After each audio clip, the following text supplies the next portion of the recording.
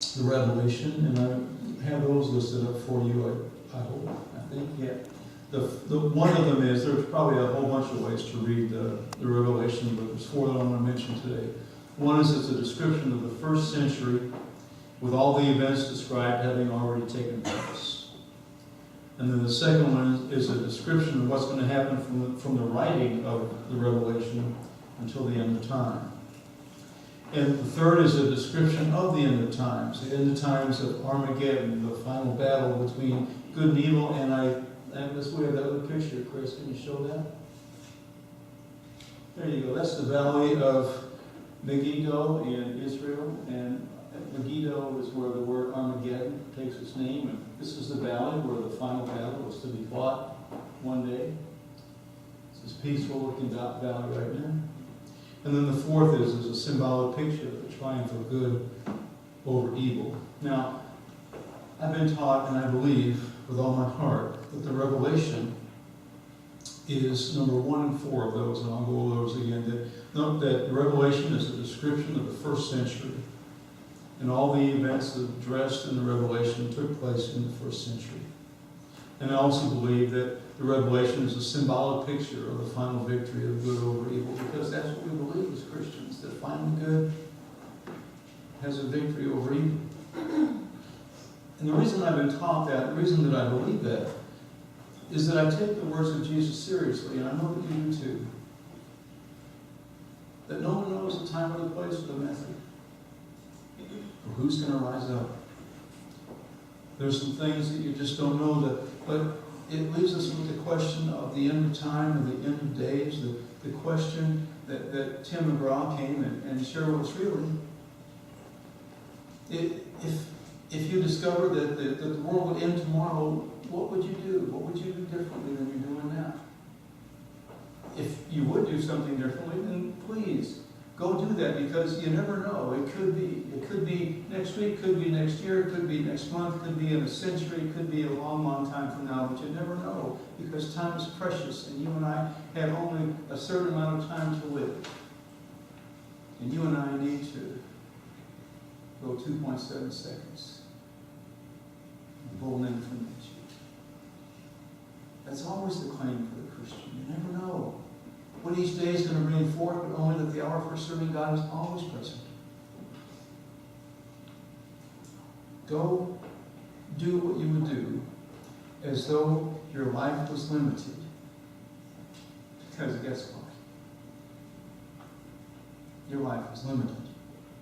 Now, I don't mean that you're supposed to go and get all your money and bring it to me and we'll go off on some mountaintop and suck our thumbs waiting for the Big Bang. What I mean is that you're intended to love somebody. You're intended to go out of your way for somebody. It means that you are called to live your life that means something, that is worthwhile, that reaches out, that stands as a strong and tall witness. Now, toward the end of the Revelation, there's a beast mentioned, and there's an identifying number. The number is 666. You've heard of that before, perhaps. Some people call the beast the Antichrist. And people have been trying to figure out who the Antichrist is ever since the first century. Who could be represented in these numbers 666? I think it was probably one of the first century Caesars, Nero or Vespasian or Domitian, all three of whom were especially cruel to Christians. And I believe then further that there's no reason to be afraid of the number 666 today. In the 20th century, there's all kinds of speculation about the beast rising up, the 666 number. Many people thought it was the Soviet Union, the country that used to be what now is Russia, the Cold War and all that. Some people thought surely it was Hitler that was the beast, number 666, and in some ways Hitler was a beastly person.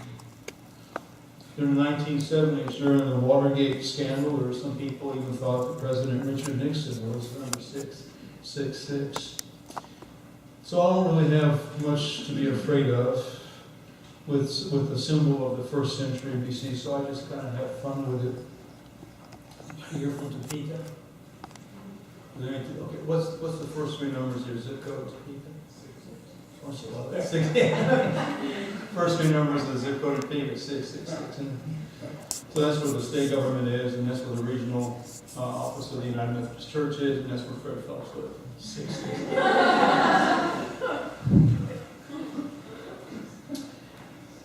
Beyond all that, this is where it's going to turn from like a Bible lecture to a sermon, I hope. You ready for that, I hope. The best stuff in the Revelation is when John gives the revelation to the 7 churches, the messages from Jesus. It's found like the 2nd and 3rd chapter in there. The names of the churches were mentioned in the reading of the speech choir. And the reason I like those messages to the 7 churches is that there's a time when I've been a member of those churches, as John describes them. I just want to go over that with you. We have that coming up on the screen. He writes this to Ephesus: I know your work, your toil, your patient endurance, but you have abandoned the love you had at first. Has anybody ever here worshipped in the church that has abandoned the love that it had at first? I've been there, haven't you? And then to Smyrna: I know your affliction, your poverty, and even though you're rich, do not fear what you're about to suffer. Beware, the devil is about to throw some of you into prison.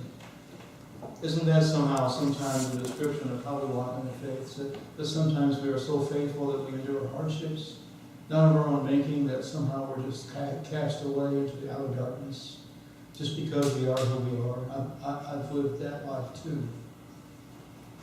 To Pergamum: you're holding fast to my name, and you do not deny your faith in day of tribulation. But I've heard some of you worshiping false gods. Anybody here worship a false god?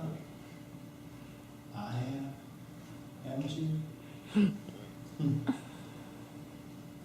To Sardis: I know your work.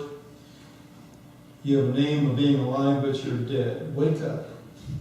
You still have a few people in Sardis who have not soiled their clothes. Hasn't your faith sometimes been a faith that seems dead, that needs to be wakened up?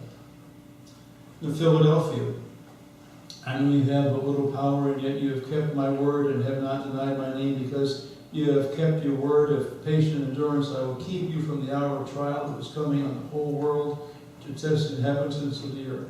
Haven't there been times when you've been faithful? Haven't there been times when you all of a sudden said the right thing at the right moment, and you wondered, where in the world did that right thing come from? And God put something in your heart that you needed to say at a particular moment to a particular person. And we